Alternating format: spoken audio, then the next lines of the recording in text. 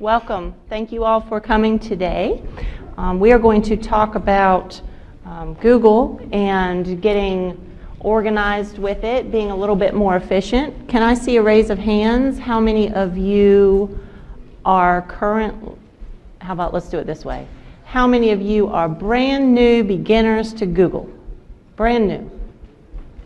Awesome. How many of you are advanced super Google users?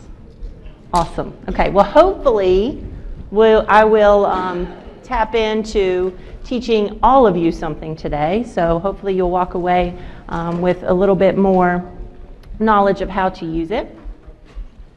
First of all, this presentation that I'm going through, and I'm going to switch back and forth. I'm not really a slide person, but it helps me kind of keep track of where I'm going. So this presentation is linked in the My FETC, so if you find my presentation in that app, you'll be able to access this. Okay, the link is in there. I have not updated the actual PowerPoint version that I saved, but you all are Google folks, so you should be able to access that link in there. Just a little bit of a background on me. I do have 14 years in education. I started out in the classroom as a high school family and consumer science teacher. And then about 6 years later, I became a technology specialist and have been working for various school systems since then. I currently am in Stanley County Schools in North Carolina, over 4 of the schools there from elementary to high school, working with teachers and students there with technology integration. We are a Google Apps for Education district and have been using that for 4 years now. I personally have been using Google since the beginning, so I use it for every aspect of my life. So the other thing is I also own my own company, RMS Solutions, where I also work with other school districts and businesses for the same kind of thing. I help them use Google and other technology things. So I've been doing that since 2012. So that's just a little bit about me. Let's move on. So today what we're going to do is talk about reducing your Gmail overwhelm. We'll talk a little bit about how to set up Gmail to be happier in your life. And we're going to talk a little bit about extensions. I'm going to talk about Google Drive and some of the things that you can add on to it. I had a request from the audience to talk a little bit about folder structure and how to organize in there, and also searching. So we'll talk a little bit about that on the fly. We'll make that up as we go. And then also getting the most out of Google Chrome. Many people don't know some of the features that are in Google Chrome to make that experience a lot happier for you as well. So I'll talk about that as well. So the first thing we're going to do is talk about handling emails. Those of you just coming in, this presentation is on My FETC. The first thing, when I'm working with a lot of people that come to me, and principals, teachers, just about everybody, especially in the school system, has problems keeping up with your email. And for me, it is very stressful to go work with someone and to look at the number on their inbox and it says 13,000 unread emails.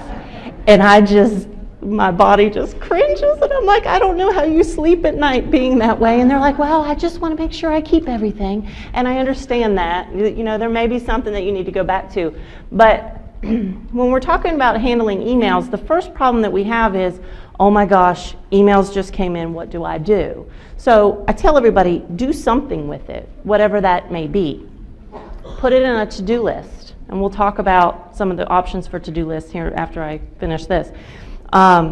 Put it in a to-do list. Archive it. Put it in a folder. Okay? There are all kinds of different places that email may particularly go. If it's an email that's relating to curriculum, maybe you know, oh, I know that's important, my principal sent it, but I don't really want to read it right now. I know it doesn't pertain to me at this moment. Well, have a little curriculum folder in your Gmail account, and when you get those, drag them over there. So then you don't have that problem of 13,000 emails in your inbox, and losing half of them below the fold that we call it, of you only see so many on that first page, and if you don't see them on that first page, I know you're not reading them, okay? You're not going to that second page in email. So find something to do with it, and I'm going to flip over, I'm going to be toggling between two different accounts. I've got a trainer account and a regular one. So here we are in my Gmail. So if I get an email, I can do a couple different things. I can come over here to Gmail on the left-hand side and then go to Tasks, and I can add that email to my tasks. That also shows up on your calendar page. Okay, so if you're in Google Calendar, it will show up there as well. You can also do a wonderful thing, oh no, no virus, called Google Keep. How many of you use Google Keep? Okay, I love Google Keep because it's a great way to organize all of your information. This one isn't really filled in very much, and you do see a different thing across the top if you're new to, or if you've been used to Google Keep. But it's just more or less, these are your post-it notes. These are your to-do lists. These are, I need to add these notes to this area. So you can use this to keep track of all kinds of wonderful things in your life. And there is an extension here, and that's what you're seeing for those of you that are not used to this bar. There is an extension for Google Keep that you can add to Chrome that will add all of these different categories. So now if I click on teal, it's going to just show me the teal colored post-it notes, okay? Google Keep, there is also an app. I should have written this down, but there is an app. I can add it to the presentation when I'm finished. For your phone that you can add, so you can, it's not called Google to Keep, it's something else, but I can add that to my presentation, but just be aware that that's there. The other thing that I want you to realize, a lot of people miss this, is you have a delete button right here when you select any of your emails, but then right over here you also have archive. Use them, make them your friend. The delete is for all that junk that you know you don't need, stuff you've signed up for that you don't read, that when you see it and your number says 13,000 emails, you're just overwhelmed and you don't care about it. All right, delete it. The archive, however, how many of you use archive? Great. A lot of people don't even notice that it's there. And by the way, yours might look different. It might have a little picture. Mine has words. If you click on archive, it saves it into the archive land of Google. Okay? And when I first show people how to use this, they're like, oh my gosh, where'd it go? I don't know where it is. Well, you come over here to your navigation area, okay? And one of the options here is all mail, okay? All mail will show your archive and all the rest of your mail as well. Or this wonderful little tool up here called the search bar. You can type any word from that email, because you know it's there somewhere, and you can click search. Or the nice little, Google loves to hide these little special buttons. See this little tiny arrow button? You can click on that and actually do a more advanced search. All right, so you can click on that and filter out your email that way. And so that's another way you can find things that are in your archive. Remember, those archive are things that you don't really need right now, but you may in the future. But it gets it out of your inbox, so you don't have to look at it anymore. All right, let's go back, keep on track here. Unsubscribe, delete, and archive. I talked about delete and archive, but unsubscribe is really nice. That's for those forums, those newsletters and things that maybe you've signed up for that you don't necessarily read. You just get them all the time and you delete them or do whatever you want with them. Go back to that source. If you're not using them, unsubscribe from them, and then you're not getting inundated with those emails from that person that you're not really paying attention to anyway. So that can kind of keep that down as well. Now let's go back. I want to talk about inbox layouts. If you'll notice, mine has primary, social, promotions, updates, and forums up here at the top.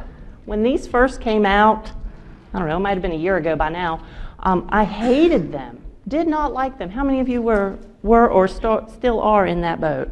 I did not like them, what they did, and I said, I'm not using those. And then I was working with a client that forced me to figure it out, and once I did, I loved it.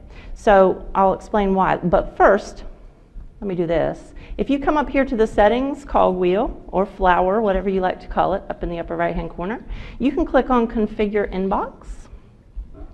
And then you can select what tabs actually show across the top. Why do I love them? Because I don't like 13,000 emails showing up in my inbox. And when you have these tabs turned on, and you can pick which ones you want, okay?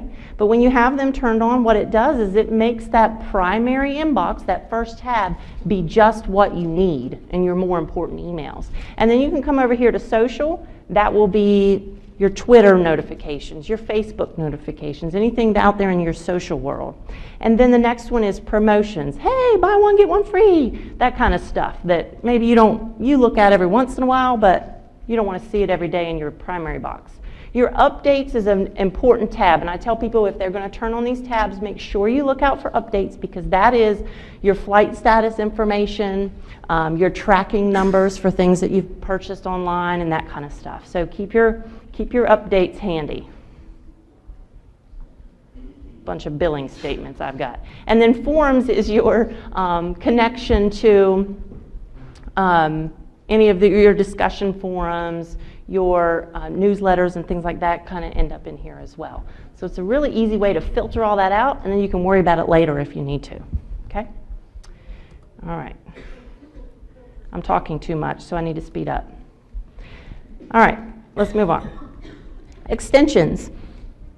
Extensions you'll find in the upper right-hand corner of your Google Chrome, assuming we're using Google Chrome in here. All right, so you have all these different options that you can add via the Google Chrome Web Store.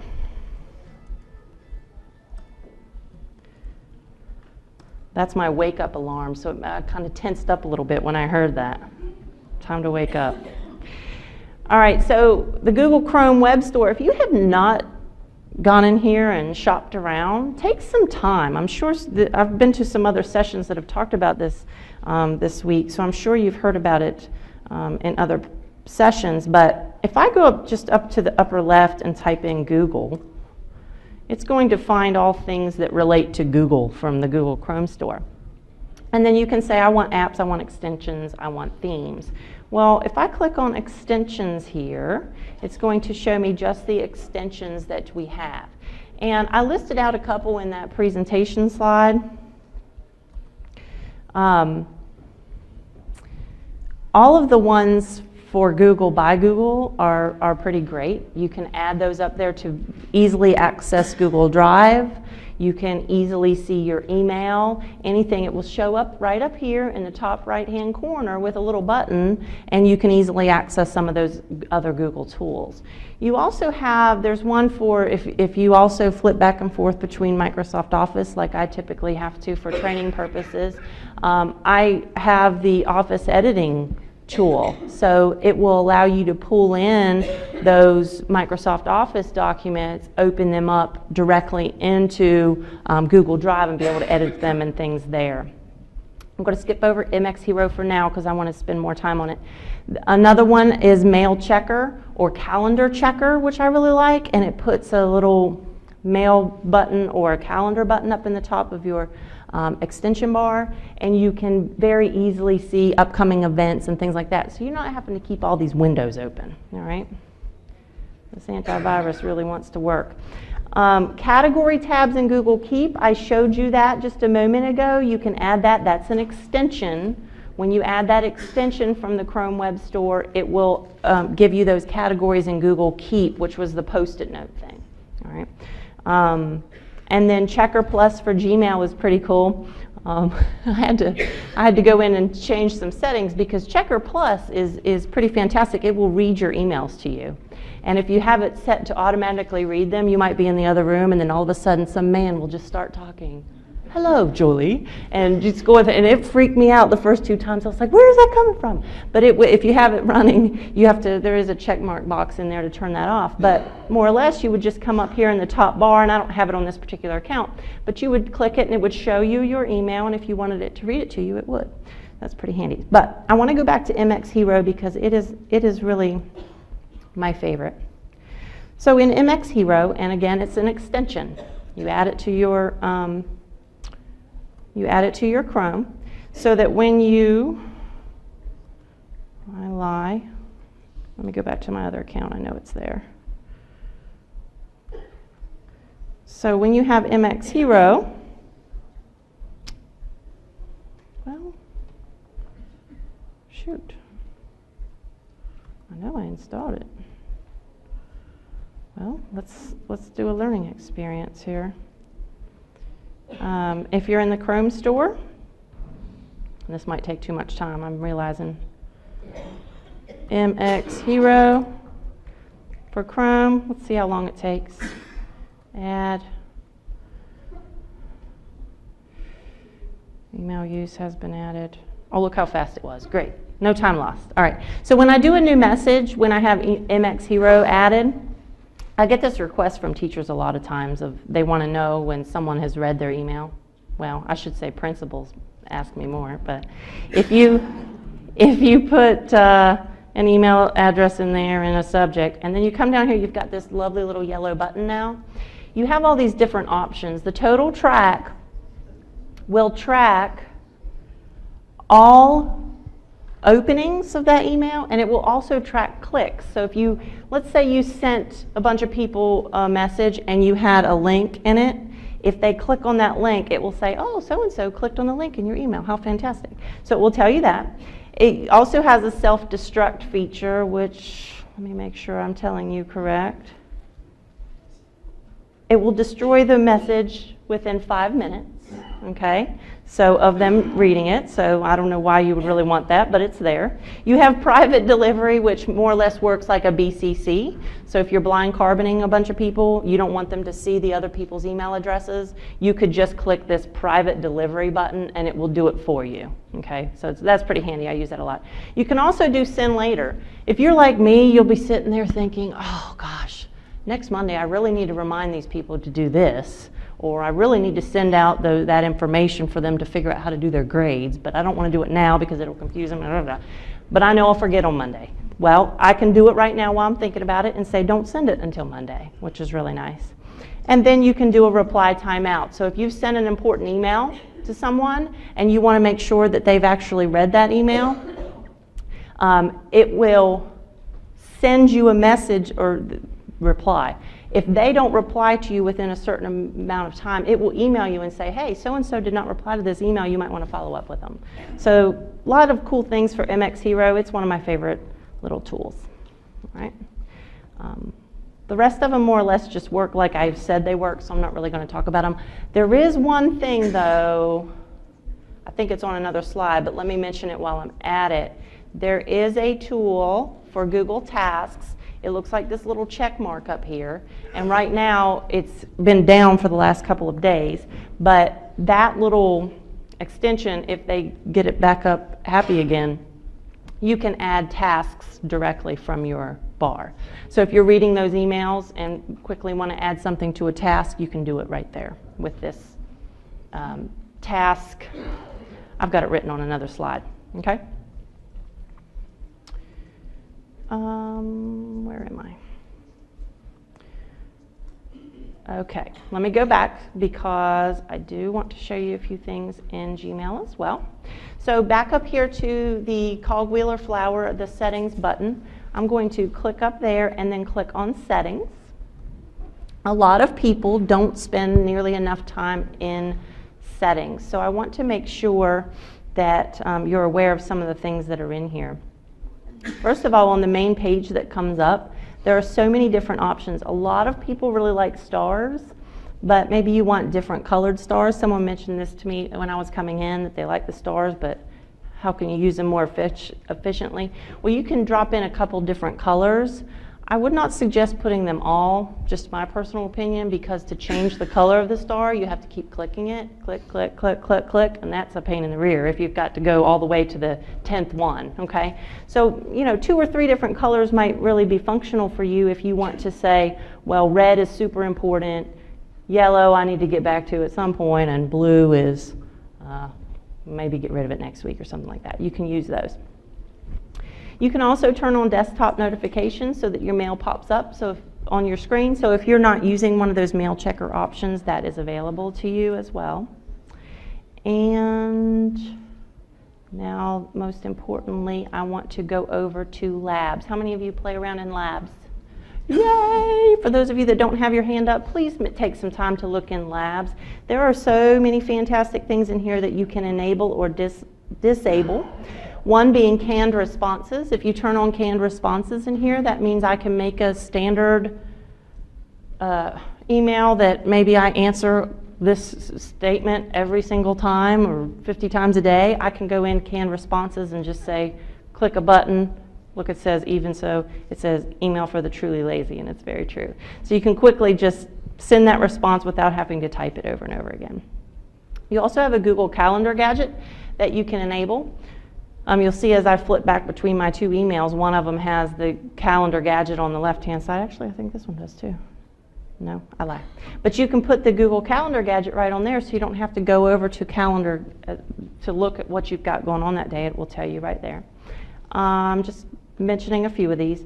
The mark as read button is nice if you like to kind of keep track of your emails that way. I wouldn't say it's the most efficient to say, oh, the ones I haven't read are the ones I need to pay attention to, or the ones that I have read I can get back to later. But if you use that method and it works for you, then you can enable that mark as read button, which can be kind of handy. And a lot of people like preview pane. If you enable preview pane, it shows all your emails on the left, and then it shows, if you click on an email, it shows what that email says on the right, or vice versa, or whatever. You can kind of customize it a little bit. So that can be really handy. I have a lot of people that ask me for that one. There is also a right side chat option. So if you start adding, like I just said, add that Google Calendar, and it will show up there on the left-hand side of your email screen.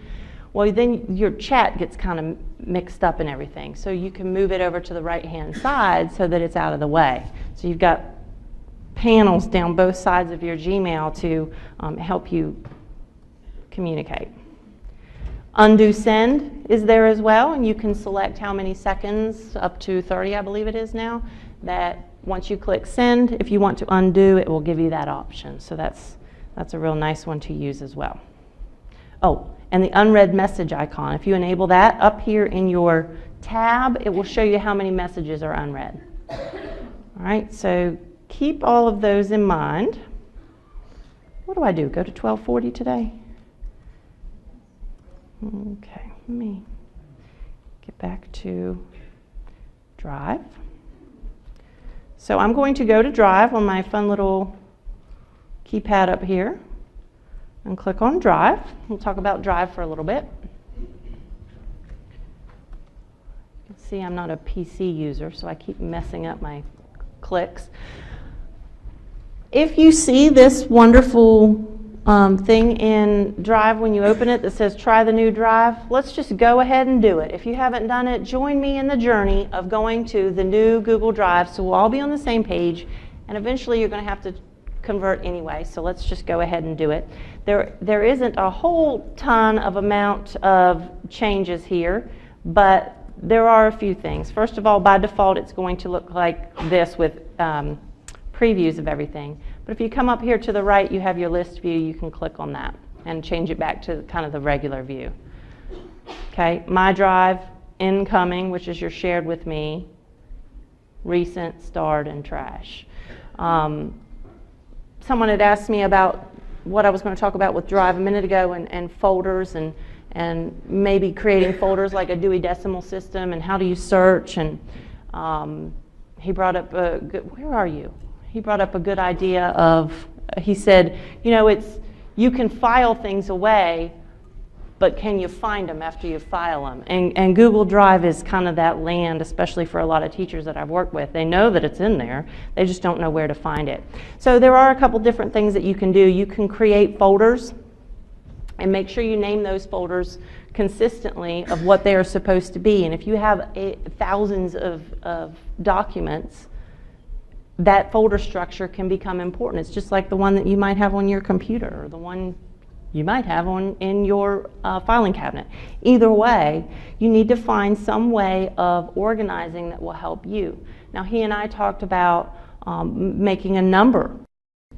You know, maybe folders with 100 in front of them are for a certain subject. Folders with 200 are for something else. So if you have a large amount of files, sometimes that can be handy. But who cares? You can name them whatever you want all day long. The main thing about Google, whether you're in Gmail or whether you're in Google Drive, is you have Google's powerful search engine. So they can come up here into Search Drive, type in any word that you know is in that particular document, and it will find it. Okay? Or Google's secret arrows that they like to hide from us. We can click on that and say, okay, I'm looking for just a spreadsheet. And you can come up here and type the word that might just be in that spreadsheet. So you're not looking through your entire thing, you're just looking, I know I need a spreadsheet and I don't need a document, okay? So you can search all of your documents that way. We in our district store all of our lesson plans. Teachers have to submit lesson plans and they go in a special place. And when you go to search a word, hundreds of lesson plans come up as an option. So it can get kind of squirrely, especially when you have a lot of shared documents maybe within your district. So using that search feature is going to be very handy for you if you're not using it already. Just remember that hidden little arrow over there. You can change it to,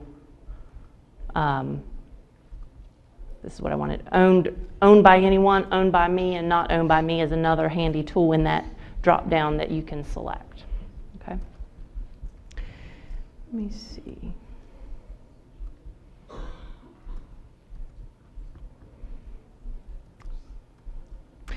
Google Drive also has add-ons. So if we go here, we can go to New, and then if we go to More, you have additional option, but you have this section for Connect More Apps in Google Drive. And you have all these different apps that you can add to Drive. I'm going to mention just a couple. If I can get I'm having a hard time being a PC user today. Let me find my Drive. Here we are. So a couple of them that I want to mention are Hello Fax and Hello Sign are two of my, I just love them to death. Because we still do have people in the world that use fax machines, and every once in a while I have to send a fax. Well, we don't really have fax machine usage where I am, so I get to go to Hello Fax and I can take Google Documents, and if Hello Fax and Hello Sign are attached to my Google Drive, I can fax them directly from there to a fax machine. So I don't have to have one on my end, or if they want to fax something to me, I can accept it that way as well. So that's one little handy thing. I don't use that one quite often, but every once in a while I do need it. Hello Sign I use all of the time. In my district, we have to sign all kinds of different things, and a lot of people find that they have to print it out, sign it, mail it back in through the courier or whatever. Well, with Hello Sign, you can create your own digital signature, and you get, I think it's up to 3 free every month, and I don't really use more than that, but I can sign digitally, slap that on there. There's even check boxes and other text boxes and dates and everything that you can put on those documents. Save it right in your Google Drive, open it right from your Google Drive, and send those out. So I don't have to worry about printing and scanning and all that kind of stuff. So those are really nice. Notability, I included a link there.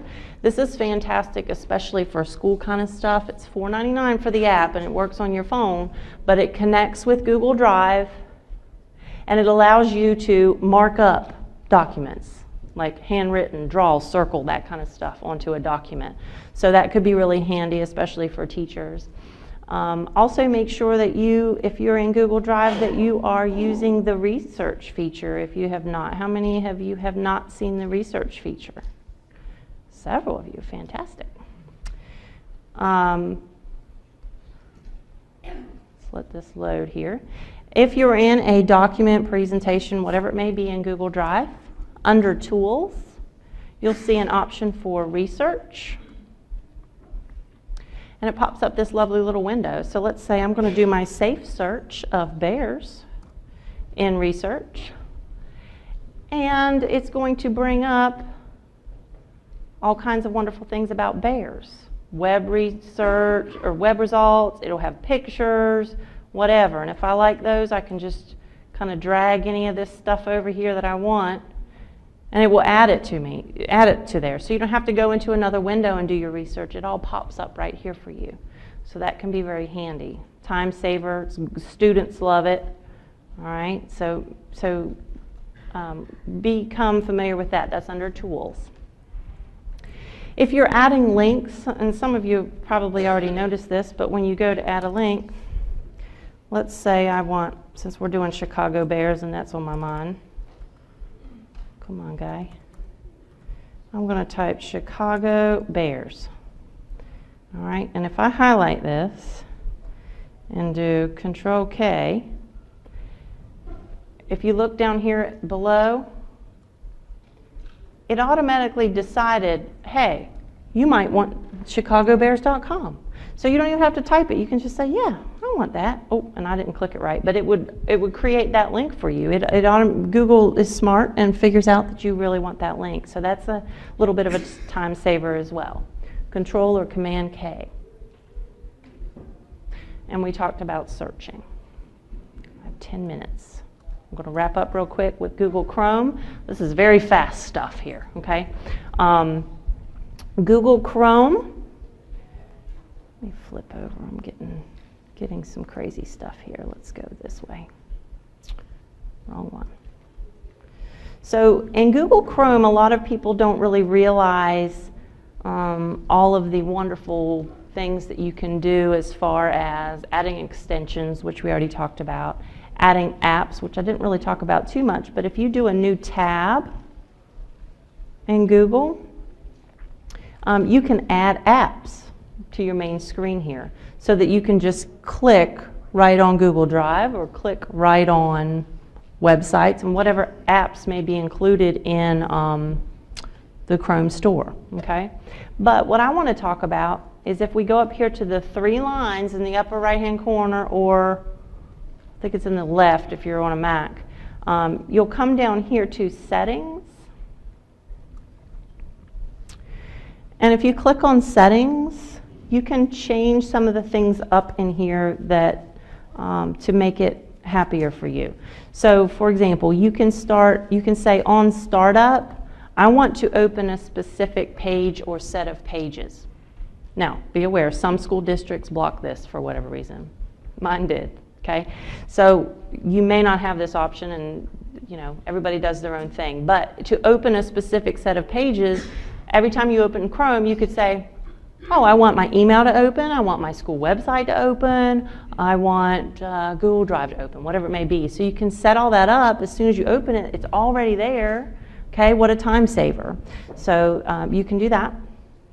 And then the big thing that a lot of people don't realize is you can come down here and add people. And when you add people, what that does is adds multiple users to Chrome. So what that means is you can be signed into your personal Gmail account, you can be signed into your work or school Gmail account. They don't conflict with each other. So if you wanted to log into Gmail, we'll just use Facebook as an example, on your work, you'll get those accounts, and then maybe you have Gmail and Facebook personally, and you could have those on those accounts, and they're not conflicting with each other. Because if you log into one web browser and then you try to log into a different Gmail account, it logs out the other one and does all kinds of crazy stuff. So the best way to do users is to add them here in Settings. And then all you need to do is, and my little guy's gone. Oh, it's different here, sorry. Depending on Mac or PC, it might look a little bit different, but if you click on the name here, you can say switch person, and then you'll get your list of people that you want to be. Okay? This is also great for home. Everybody, I use it probably more at home than at work, but everybody in my family has their own account, so that when I go log into my work stuff, I'm not getting Big Bird games with my daughter playing those in the bookmarks. Okay, so we all have our own little bookmarks and are happy about it. So keep those in mind as far as settings. Check those out and get this set up so that it's working happy for you. I do have a few minutes here at the end. If there are any questions for the good of the group, I'd be happy to entertain those. Also, I've already been asked if I could wait a little bit after to answer some personal questions, and I can do that as well. Yes, ma'am. If you want to let people do a search, but you want to do it as a safe search, how do you make sure that things don't come up that you want kids to look at in school? There are a couple different things that you can do. I was just in a presentation the last session about some of the things that you can block in there, like you can add an extension for ad block so stuff won't come up for when students are searching around, especially in things like YouTube and stuff like that. It will take out a lot of that information. So there are definitely things, is that your mail? There are definitely things that you can do to, and I can add some more of that to this presentation because you all have the link, so I'll add some of those tips as well so you'll have it later on.